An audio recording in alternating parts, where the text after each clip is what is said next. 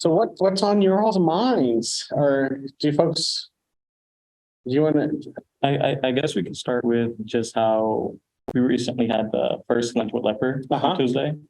I think Ashley and I were there. Not sure if you guys were able to come by.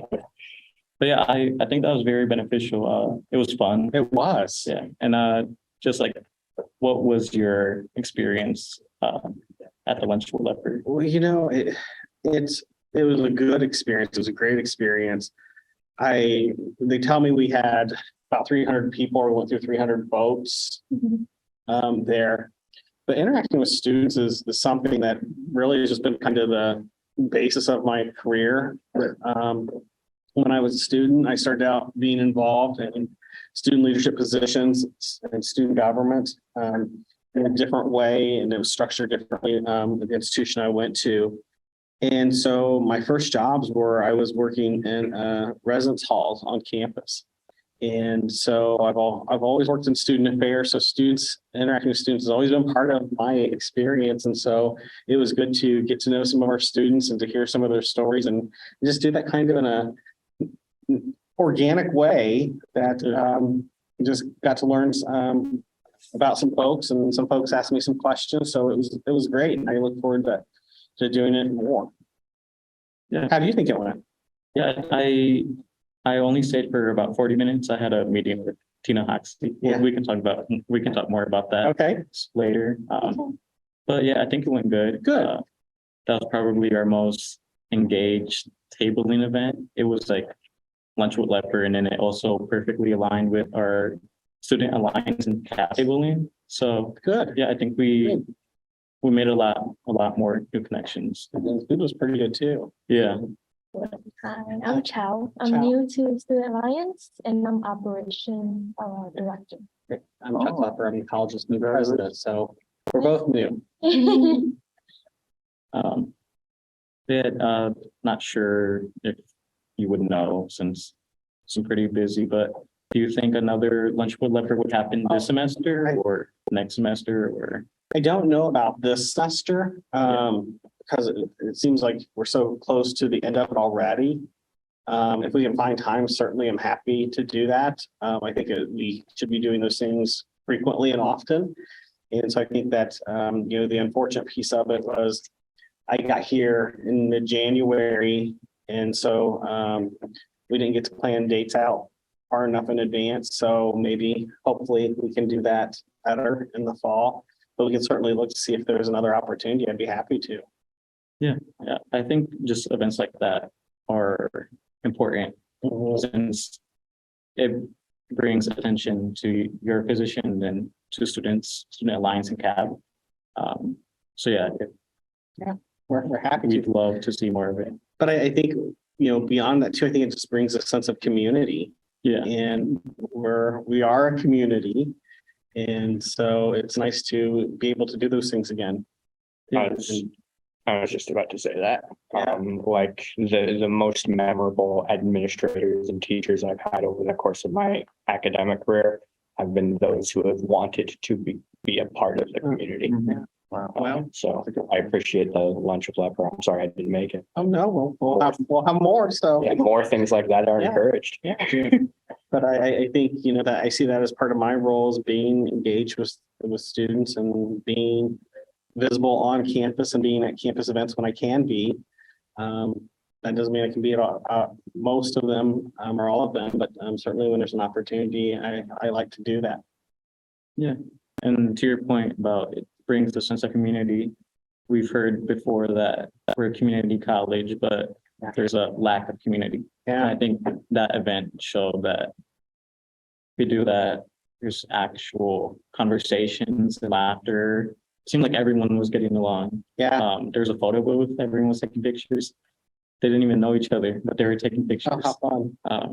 So yeah, That's good. we'd love to see more events like that. Well, and I would say we can always collaborate with Student Alliance and how we build those community events. We're trying to do that across the college too. And so as Michael, not Mike, but Michael, Yes.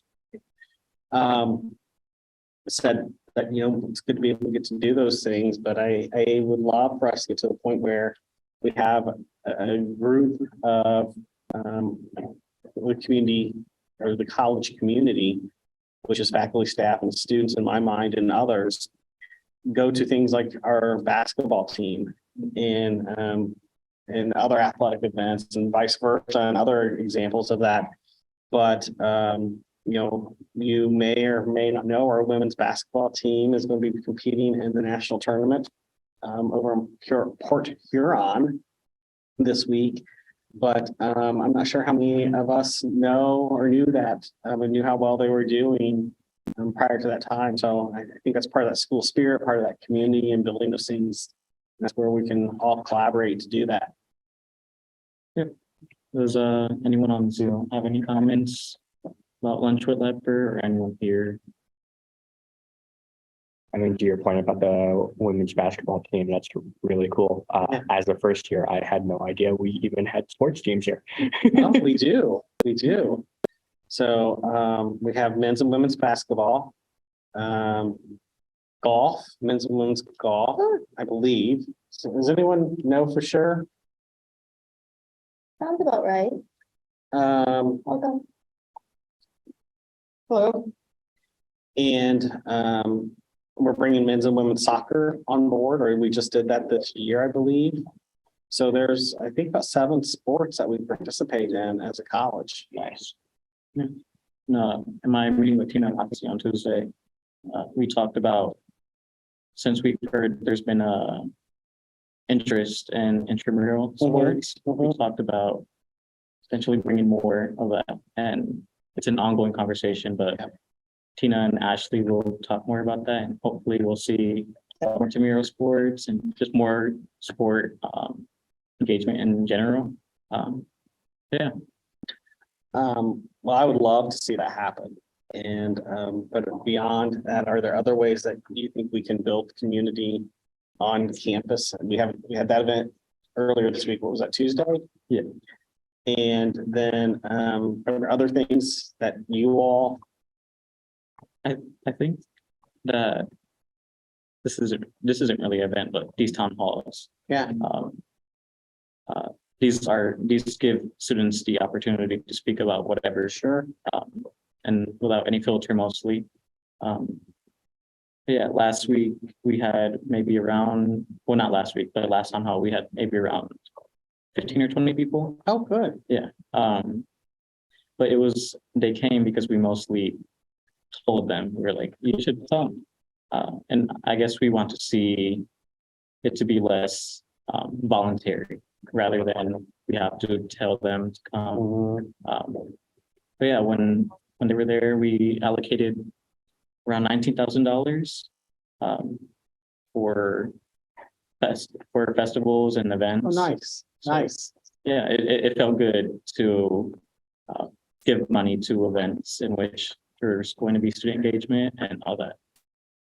The cultural festival that we approved at that meeting, I believe it was called.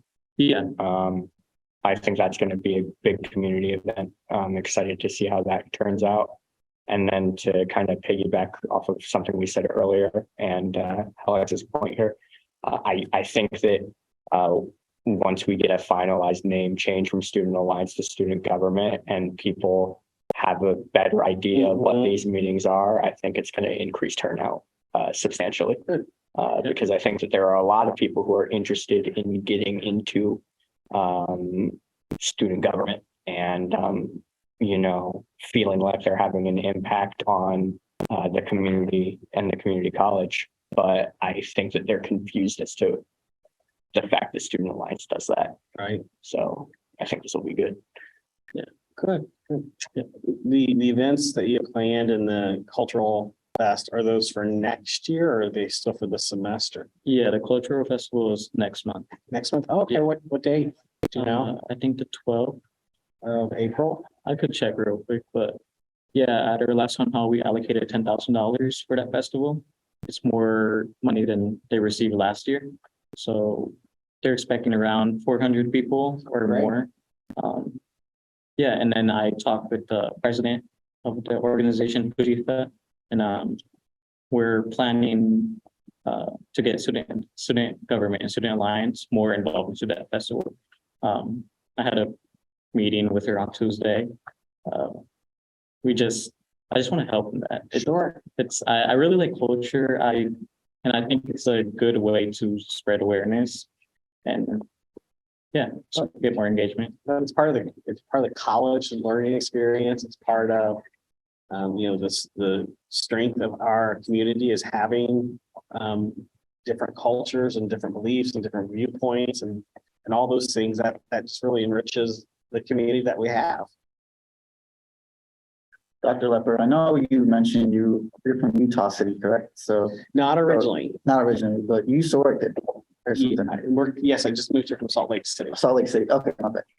I was curious though, like, each city has its own cultures Yeah. and different kind of communities and like networks. And I wanted to ask if was there any like drastic or small changes that you see within the culture here in Grand Rapids to the one you were just at? And are there any things that you wish to like implement from the city you came from?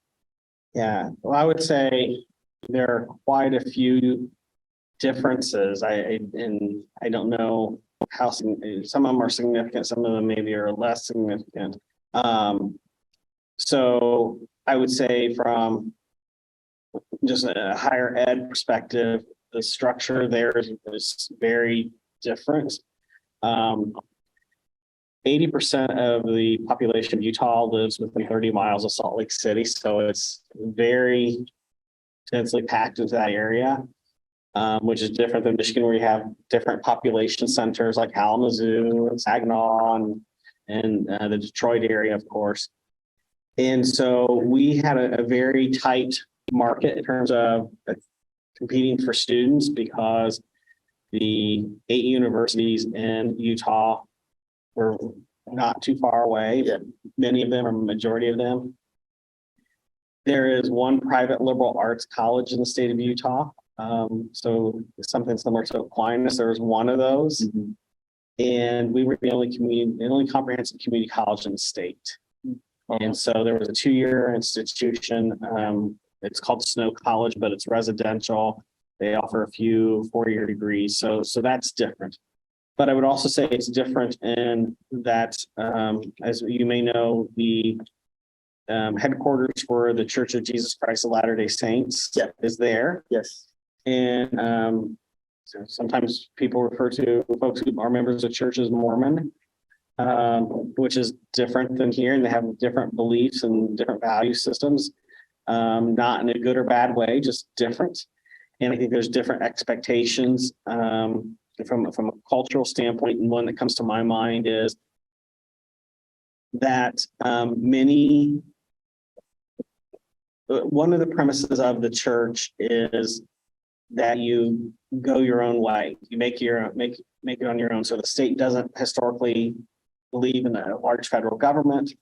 They have the lowest FAFSA completion rate in the nation because they see that as something from the government. They believe people should be paying their own way, but they also have their own financial aid system within the church. And so it's different in that respect. It is different in terms of that it's Utah's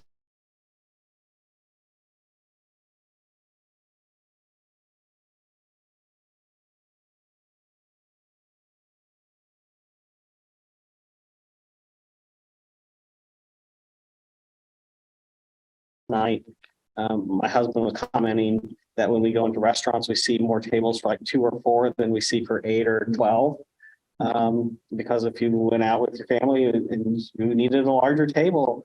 And so, certainly I would say one of the things that is different and is that part of the belief of the church is that they don't consume alcohol. And they don't believe in consuming things that have been hot brewed, so like iced tea. If they follow the health code of the church and smoking, so there's different health issues related to that. The diversity is different. That Salt Lake County is 28% Hispanic. But if you look at the state as a whole, it's still predominantly white, and put that in perspective, about 2% of the state's college going age population identifies as Black or African American. So a very different demographic, which is very different than when I worked at Tidewater Community College in Norfolk, Virginia, where as a white man or a white person, I was a minority in that community. And so it's been interesting to have those different experiences and different perspectives as part of my learning. Right. Does that answer your question? Absolutely. Yeah, thanks so much. It is kind of a long Yeah. question, long answer, but it's kind of a complicated question. Just wanted to say that the cultural festival is April 13th. April 13th, okay? Yeah. I kind of want to move into like a more serious. Okay. There's been a lot of talk about campus safety, especially recently with MSU. Yeah. Shooting. Then there's been students have noticed that there's been a lot of emails letting them know that there's been some sort of suspicious activity or crime around JRCC or at JRCC.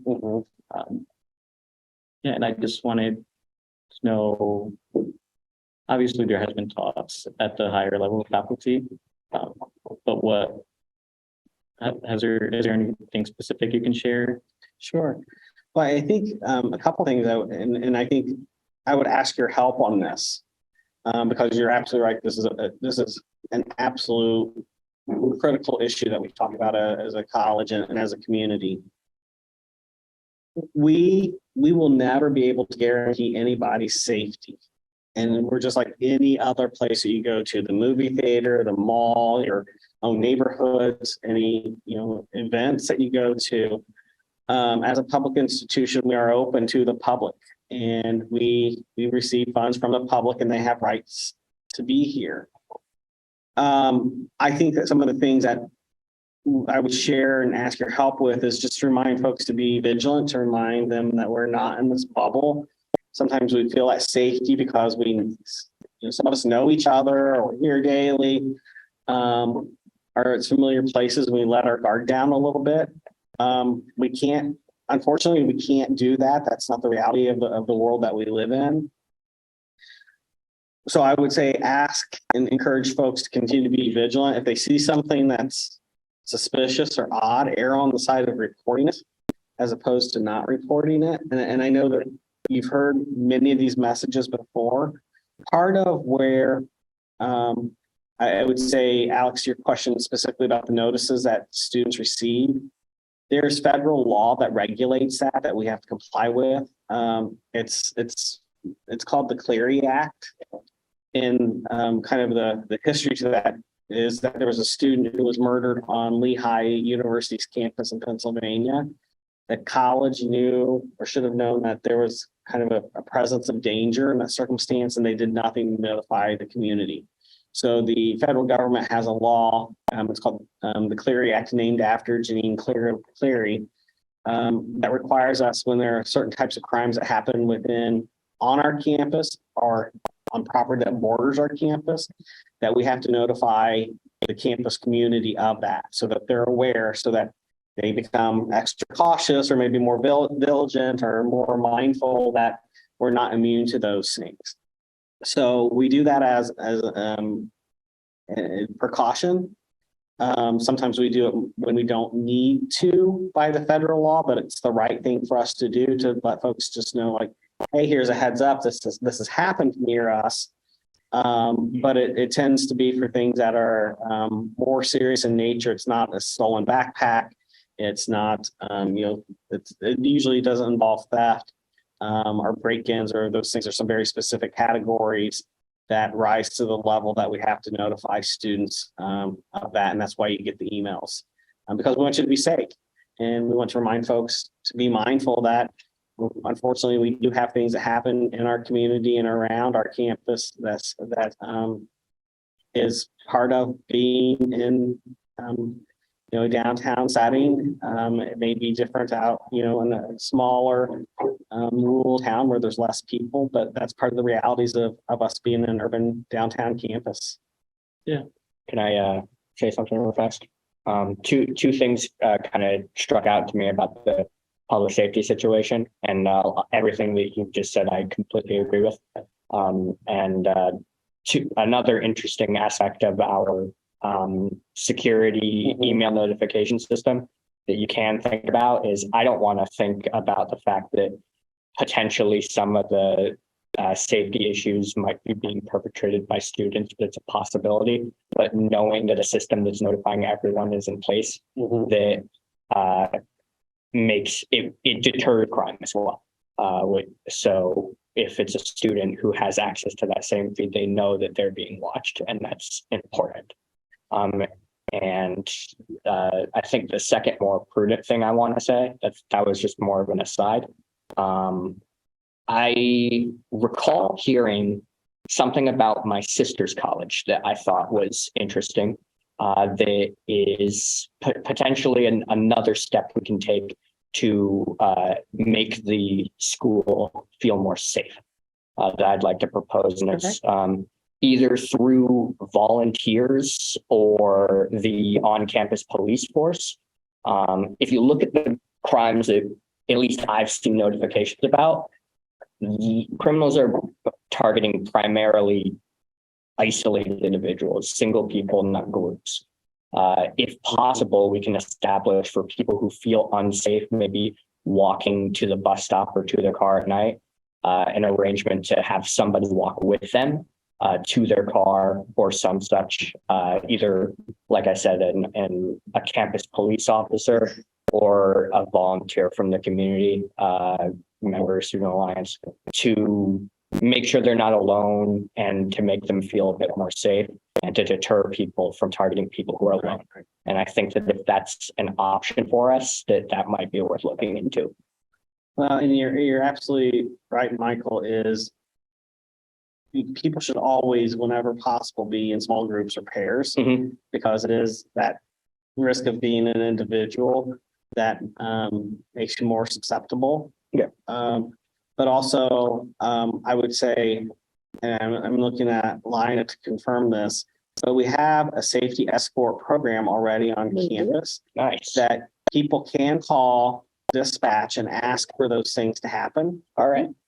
Now, what I would say though is, I think often we say that, and we say that a lot during, orientation and those places. People get so much information that gets lost in the messaging. I would say that would be a great project for you all to help raise awareness.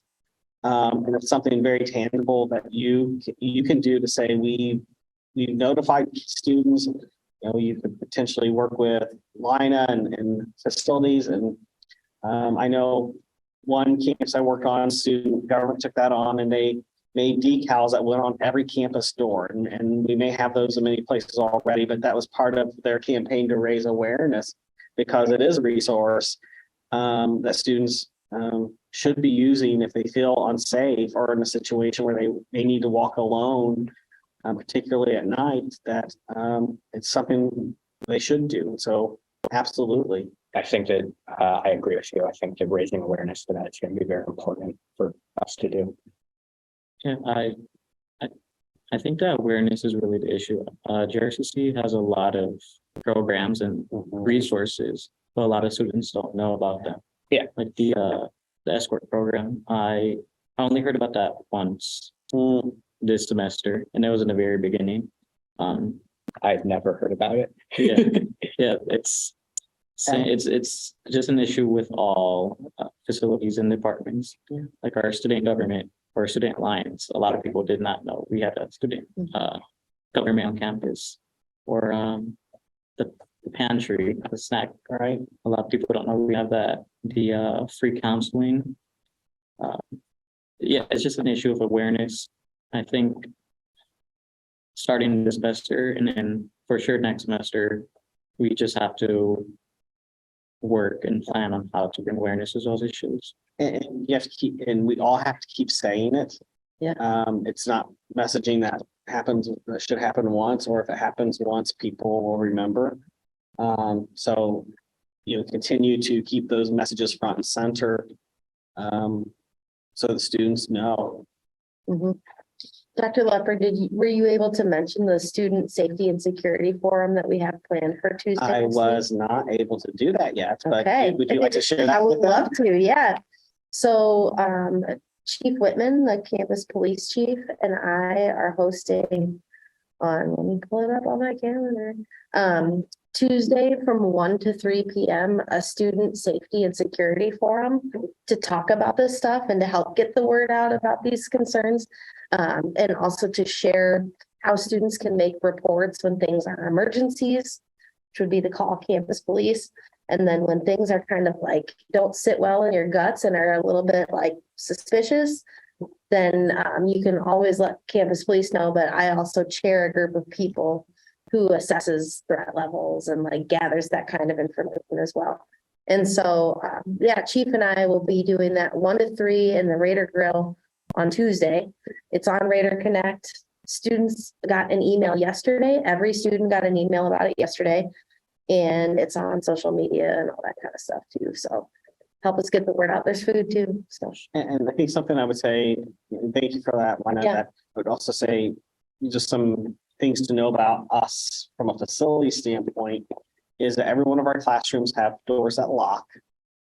And that's not the case at all places. So we're, I think, ahead there. We also have, we call them the big red buttons that are in the police dispatch area that with remotely, we can lock exterior doors. So if a situation's happening, we can lock doors.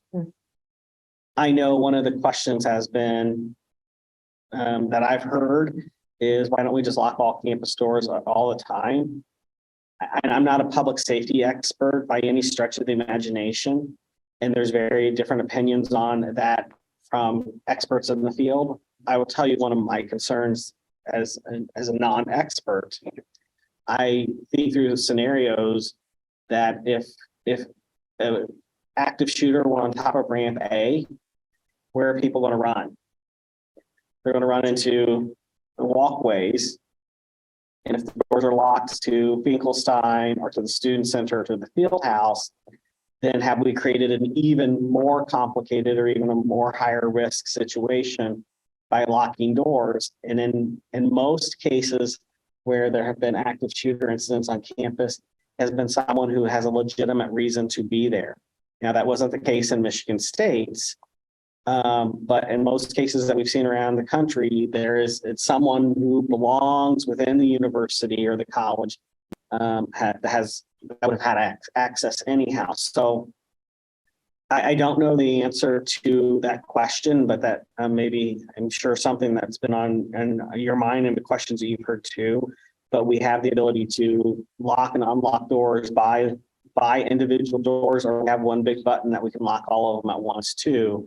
And that comes from the police station. And so if there were an incident, as they know what they need to do, they can lock and unlock those doors and communicate with public safety and our officers and others who would respond what we do and how we're doing it. So it's I know it's a fair question, but I would also say it's a very complex and challenging problem that there's no clear-cut way to say this is the way you do it, because every situation is going to be unique. And that's why we have uniformed police officers who are real live police officers. Some campuses rely on folks who aren't, but we have 12 sworn officers that are here, as well as a chief of police who has many years of experience and who's outstanding. Chief Whitman, if you haven't had an opportunity to meet her, she will be at the student forum on the 21st. yeah, I think to add to what you're saying, Dr. Leopard, it's, that physical security, locking doors and all of that is kind of, in my mind, like the first layer of like safety, right? Like that, like the physical safety of campus is important. something that I think when there have been school shootings in the past, a lot of times, with the exception of Michigan State, it is somebody who the campus, it's a student, it's somebody connected to campus. And what we learned over the years is that there are warning signs, and those warning signs are things that like aren't overtly violent, but maybe give you that sinking feeling in your gut. And so it's important for all of us, in my opinion, to pay attention to that and like how you feel about interactions with folks, and to let my team know so that we might hear from one of you, we might hear from a professor, and we might hear from someone else. And when we put all of that information together, my team, the behavioral intervention team, is trained to assess threat based on reports that we have. And so what may look on the surface like some weird behavior could really just be some weird behavior and like an oddball, like I do weird things sometimes, but it could also mean that there's a threat, right? And so the more that you can share that information with the behavioral intervention team, which if you just go to grcc.edu/bit, or you all know me, you can just come tell me or email me. I share that with that team who's trained, we assess it, and then we make a plan of like how to intervene before violence happens. And so that's I think, in my opinion, a really great resource in addition to the physical safety that is happening on campus already. It's certainly one thing that, oh, sorry. Go. No, you can go. You've been raising your hand. Sorry. So I've been up in UP, Michigan Technological University, and Marquette, right? Houghton. Houghton. yes. That's that school down the road from my alma mater, from Northern and Marquette. I'm learning. So it's like a campus university, Mhm. and I had been. So in the middle of the campus, there's a pole. It's like an emergency button, and at night it would flash blue lights, so students can see when they walk around the campus.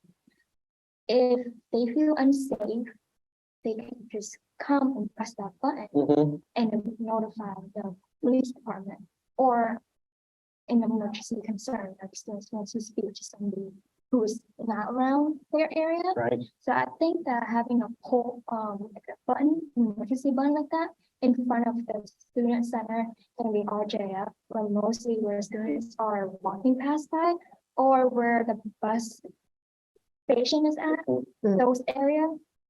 We don't see a lot of police cars Yeah, that's good protecting feedback. that Mhm. unsafe area at Um, night. To kind of piggyback off of that in a similar way, that's definitely something that I want to bring up on the 21st, as well as, I was aware that we had this police, presence on campus, which is good. But, my main fear is, again, the people who don't know about it. Yeah. And so one of the things I'd like to bring up to our chief is maybe establishing a more obvious, maybe foot patrol presence, just so people know, like, hey, we have a Mhm. police force. You can approach a police officer if you need help. Maybe if you don't want to run the risk of like a button that a kid might just push accidentally or something like that. Having a police officer standing, somewhere where people know where he's at would probably go a long way, because other than behind Ender Hall, I don't think I've ever seen a police officer on campus who wasn't actively doing something. So that's something I'd like to address on the 21st. I would definitely encourage you to share that with Chief Whitman. But I would also say, I've noted the bus stop, RGF, and the student center here. Mhm. We do have those call boxes that you're describing, Chow, throughout campus. I can't tell you the exact locations of them, but we can certainly get that. Because we have them in many of our parking lots, and we have them in the parking garages. And so there's several around campus that do that But if we need to put some extra ones in, then we can certainly take a look at that. So, bus stop, RJF, and Student Center. Yes. Okay.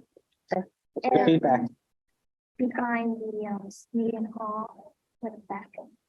I think, yeah, we'll get you a list. I think there is one behind Sneeden, I think I've seen that one, yeah. and there's one right outside of the main door of Student Center, but yeah, we'll get you a list. That's a good idea. Do we have like I don't know if they, you mean, do they have like a flashing light? or a blue? Like just have the light on. Better visibility at night. Yeah, okay. I'm not sure, to be honest with you, if there's a blue light or not. But we can get that information and you know, there's always room for improvement. I'm curious lineup. So for the grct.edu/bit, is that the one? Is Yeah. there an anonymous way to insert tips or is it? Yeah, you can report it obviously. Yep, yep. I know we're running a little bit over time, but just want to say one more point. A lot of these safety concerns derive from mental health concerns. I think mental health is the big issue overall. I think I'm not sure if we have this on campus.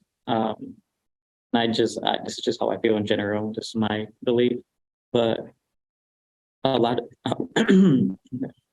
of these situations can be solved through mental health help and psychologists and counselors. And I guess I'd just like to see in general, even on this campus, that rather than police intervene, some mental health professionals and mental health counselors intervene and help that person rather than Sure. detain them. Yeah. And this is an issue that I bring up with was aware, the director of the counseling department, but yeah, I'm not sure if we have something like that. I think the behavioral intervention team is a close way to do that. That unless it's an emergency that maybe somebody like me isn't like qualified to go stand in the middle of something, you know, going on in the heat of the moment. When I receive a report of something that could be a student struggling with mental health, so that behavioral intervention team responds to all reports that are related to the potential risk to a student's self or others. And so if a student, 95% of the reports that this team receives is around a student's own mental health, suicidality, needing some kind of intervention, assistance, counseling, that kind of thing. And so when I receive a report, I look at the risk rubric and that helps guide me about the decisions that I make. And then I'm the one who reaches out to the students or someone from our team rather than an officer. So I think that is at least a good temporary solution to that concern, for sure. And I think it does need to be taken from a case by case basis, like she said. If it's a particularly dangerous situation, where someone might have a weapon or is causing active harm to another individual, I would rather see that person get detained than see that person have more time to commit a serious crime. Yeah. And then we'll worry about mental health Yeah, after the detention. I don't think, I'm fully against that. There's danger, if there's a weapon. Yeah. For sure, detain them. But if it's just a tantrum, if it's someone screaming, if someone is just kind of being a nuisance, Having a bad day. yeah, Yeah, I think those situations Mhm. need mental help rather than police help. sure. We see a lot of those cases go wrong in which someone has some disorder, Mhm.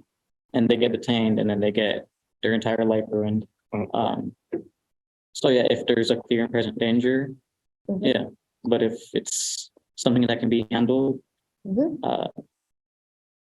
by talking or just Mhm. communication in general, I think Yeah. something like that. And I think it should be led by the counseling department.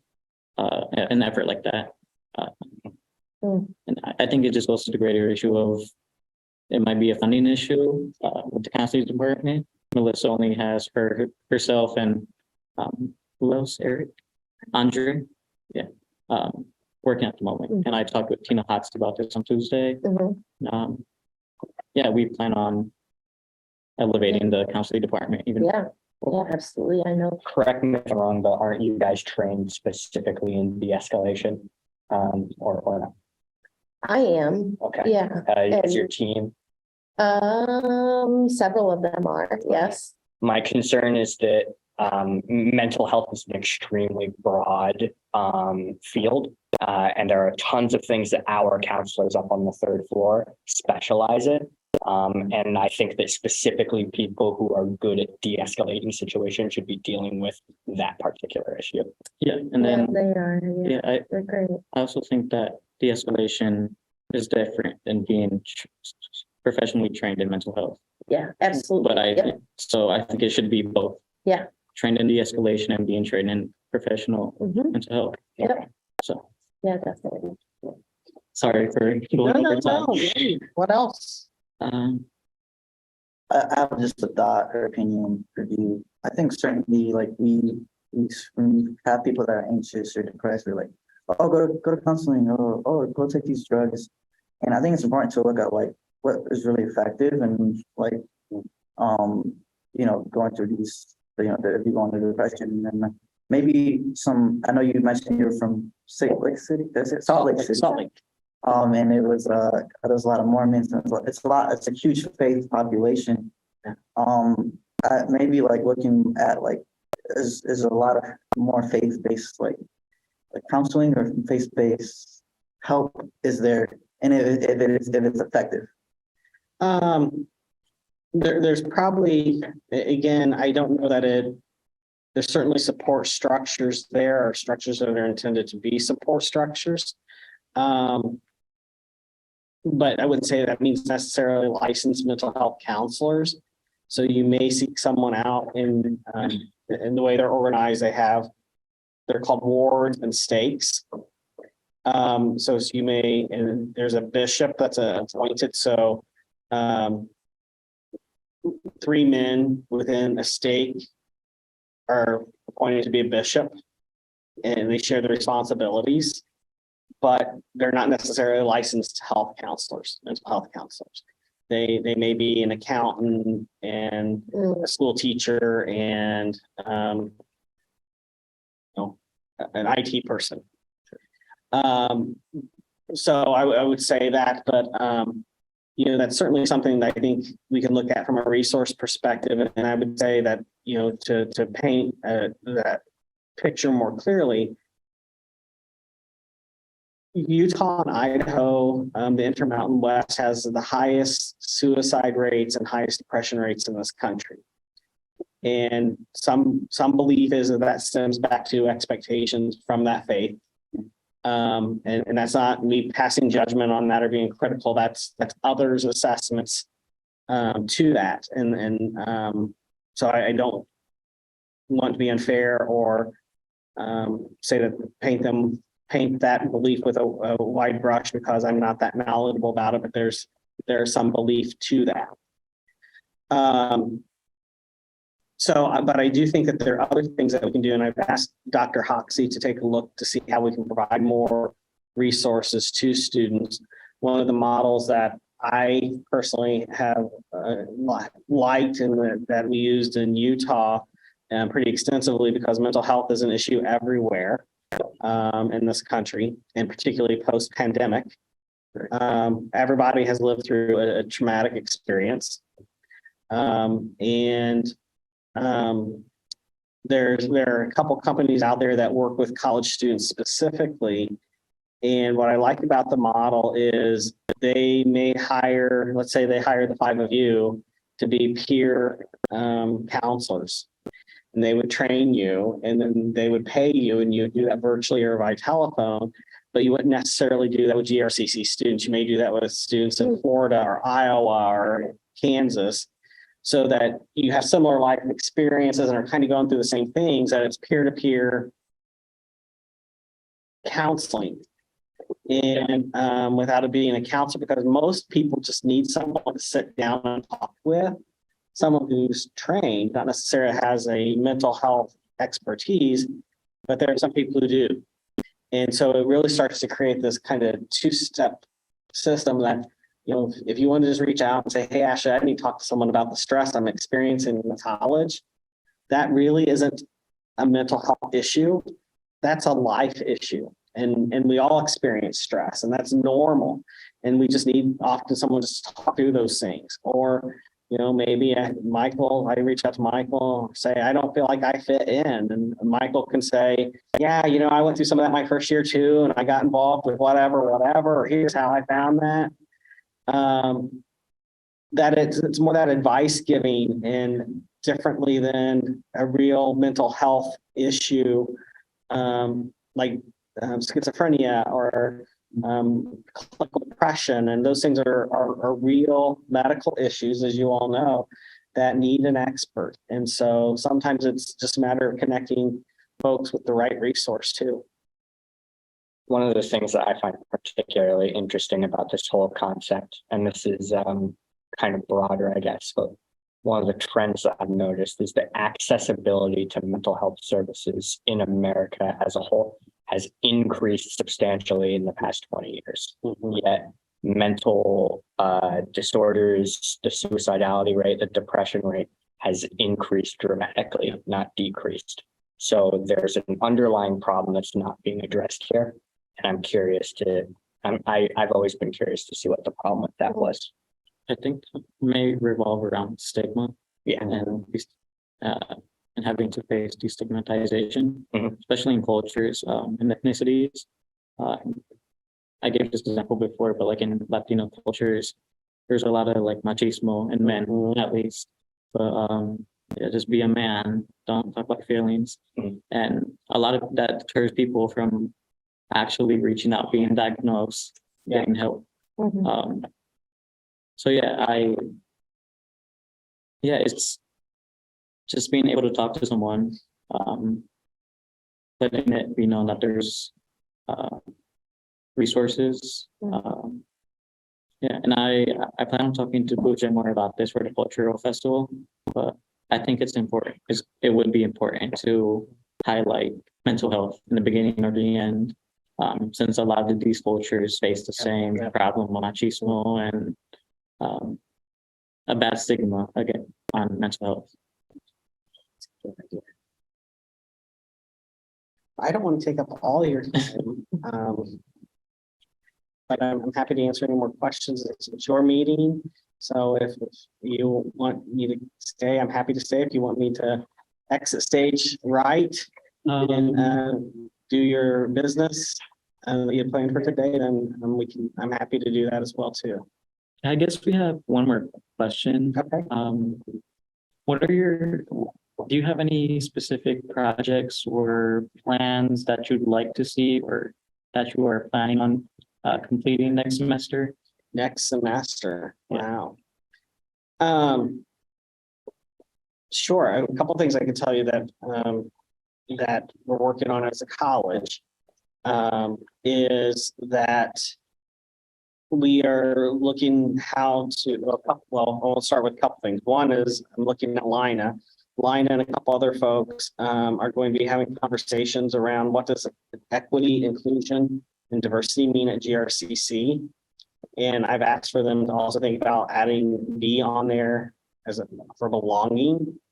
And so they're going to be conducting some forums over the next several weeks and doing some work to get feedback from the college community, which students is part of that feedback, to help us define what does that really mean at GRCC, because my definition of equity is likely different than each of yours, hopefully not too different, but we need to have some consistency in terms of definition of, as we look at things and saying, are we equitable, that we have something to point to say, yes, we are, or no, we're not, we need to be.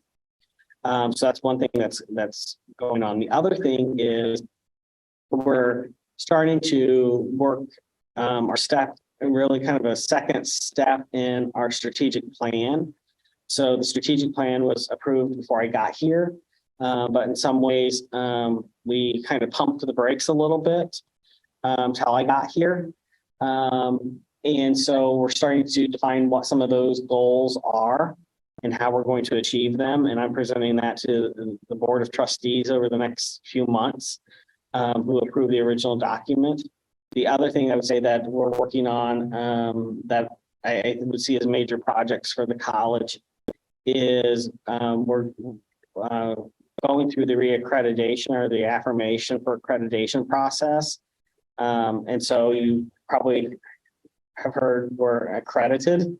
And some institutions aren't, some institutions aren't. We're accredited by the Higher Learning Commission, which is the same accrediting body that U of M has, that Michigan State has, that Grand Valley has. It's done really by region and state. And so every 10 years, we have to demonstrate that we remain a quality institution. And so a couple of things happen is that we have to write a really, really big report for them. And then they have people from other colleges and universities who come and spend a few days on our campus asking questions. And they will likely meet with a group of students to get feedback from students. And then they determine if there's things that we need to work on or if we're meeting the criteria that they set forth. So that process started well before I got here. I think the work started about 2021. And the report will be due in the spring of 24. And that's when our visit will be in the spring of 24. But it's a huge undertaking, and that is actually being led by Dr. Sheila Jones, who's the associate provost. But there's, I'm guessing probably, I want to say 80 people that are involved in helping to write that document that we provide to the Higher Learning Commission. Nice, nice. Yeah. Yeah, I wrote those down. We plan on, we have a couple projects that we'd like to do next semester too, student government. Yeah, it's too early to make any commitments, but when it's closer, we'd love to have you participate in them. We can co-sponsor something. Okay. I'd love to hear your ideas when you're ready. Yeah. Okay. I would like to see more of our GRC students getting invited to professional events, such as JW Marriott. Sometimes they will have events there. And I think it's really important to start preparing students from GRCC to be professional now. And when they transfer to an upper level university, such as 4-year or a graduate school, they will be well prepared. They would know how to dress, they would know how to talk, they would know how to present themselves very well. I think that's a good thing to do. I've been to some of those events and I've improved myself a lot. I got to connect with people from LinkedIn, connect with other businesses, companies. So it's really great. Just to have motivations for students to reach higher for the goals. And in school, I know a lot of students, when it comes to GRCC, they don't have an idea of what they want to do. And by attending or by reaching out to those professionals, they have an idea. They can narrow it down a little bit more, it would be easier for them. But I think, I second that. Yeah. I started that. I think that one of the important additional aspects of that is allowing our student body and particularly the brightest of our student body to make connections in the professional world early. I think that as an academic institution, your major job is education as well, but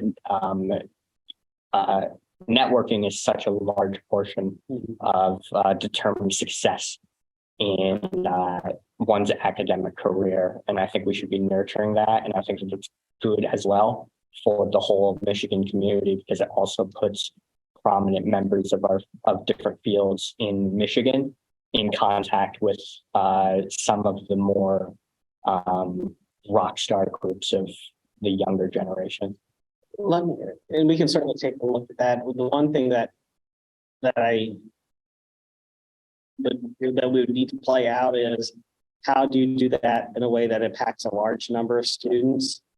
Because often when we go to events, it's like a small group of like 4 or 5. But that's not to say one of those couldn't be a student. I'm wondering if I know of one student government that kind of flipped that, and they called it profiles in leadership. And what they would do is identify and work with,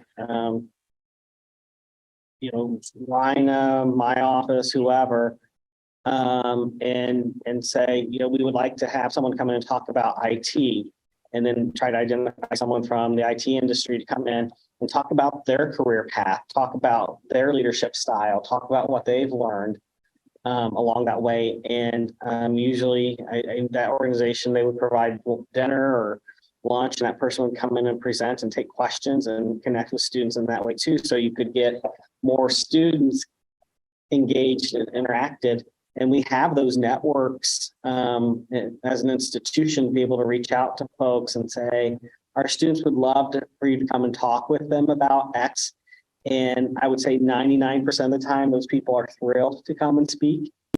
And they just may not, sometimes they're just waiting for us to ask, because they may be, might say like, well, I don't know if students want to hear from me, or my life maybe not be that interesting, but that's rarely the case.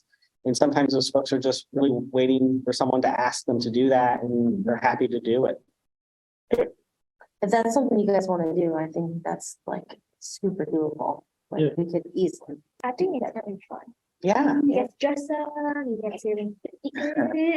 And we could maybe even host some trainings in advance to talk about like what dressing up looks like, what's etiquette while we're eating food together in a business meeting, and that kind of thing too. I'd like to conduct a professional meeting with the president of Lake Michigan Credit Union. And what you dress like. Okay, well, come up with the ideas and dream big. And, I'm meeting lots of people in the community, and that's part of my role as president, is to have those relationships to benefit the college and to benefit our students. And so how we make those things happen. And that can kind of be a legacy that this group leaves to your those who follow you in your footsteps, is something that just becomes part of what student government does. Yeah. I think we should have more job fairs. Okay. There's talks about my criminology teacher that we're going to get one of those rolling, and we're still waiting on word from that. And job fairs so I'm going to ask like job fairs for people who are graduating, for people who are still in school looking for part-time jobs on campus, off campus. Okay, yeah. People are moving towards graduation. Okay. Okay. I think a good option that's, I know we have like 1 minute, but a good option that to get students more in professional settings are, we already have strategic leadership team meetings. And a couple of weeks ago, I was only student there. And that was like the first time in a long time. Well, that student launch was there. If we could get more students in there, that'd be a good idea. And that work in hand with the professional development that you guys are looking for. We have one next week, Friday. I'm not sure how plausible that could be, since it's kind of. Yeah, I actually I had a meeting with Sheila Jones, who works with Dr. Lepper to run SLT. And something that Ashley and I have been talking about for a long time is finding ways to get students sitting on not only SLT, but other policy review committees, school and department meetings, like that kind of thing. And I think, Alex, the way that you shared about Student Alliance's desire and willingness to be involved in decision-making on campus really made a difference. And so there's finally some movement of that, right? And I think Dr. Lepper's background really helps with that too. Yeah. That coming from a student affairs background and understanding decision-making and student governance makes a difference, right? And so, so I think we're on track. Yeah. I think we're moving in that direction. And so I will share with Dr. Jones tomorrow when we meet. There are 3 positions on Student Alliance or on SLT that Student Alliance has. And so we can bring 2 more people regardless, and every member can bring a guest. So we could easily automatically bring 6 students to that meeting next Friday. So just so you, if you want to start working on that, I'll start talking to Sheila. Yeah. Cool. And Ashley and I briefly talked about yesterday, maybe getting student alliance in the academic governing council. Mhm. There's no students in that, but Yeah. Christy Hick, the dean of STEM, I met her Mhm. earlier this week. She mentioned that it would be a good idea if we were a part of those meetings or any student. Perfect. I'll talk to Sheila about that. Yeah. And the other offer I would make for next year is I would be open to, like, every 6 weeks or 2 or 3 times a semester, sitting down with this group and having similar conversations like we did today. And we can include, Lina could be part of that conversation, the provost can be part of that conversation. So, whoever we feel like needs to be part of that conversation, so that there's this conversation between executive leadership of the college and leadership of the students coming together and having those conversations, like the questions regarding, the emergency buttons on campus. That's a great conversation to have, or about the campus safety escorts. Those are great conversations to have. And I'm happy to have those conversations and do that on some regular scheduled basis. If this group wants to do that starting in the fall. Yeah. I'd be interested in that. Okay. That's amazing. Yeah, let's do it.